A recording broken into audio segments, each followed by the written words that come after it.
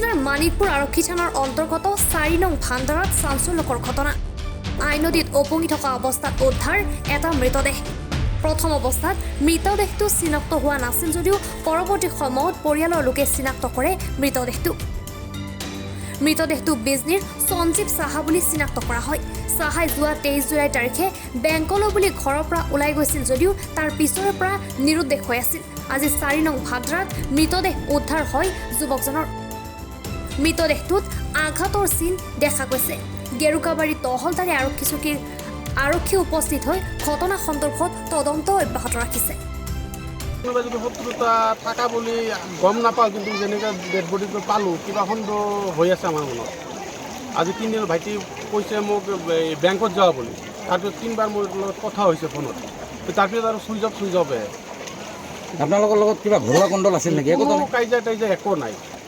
কোনো কাজিয়া নাই 3-4বাৰ ফোনো কৰিছে মোৰ লগত কথা হৈছে ভাইটি মানিকপুৰৰ পৰা মফিদুল ইছলামৰ ৰিপৰ্ট এনি ভাৰত 24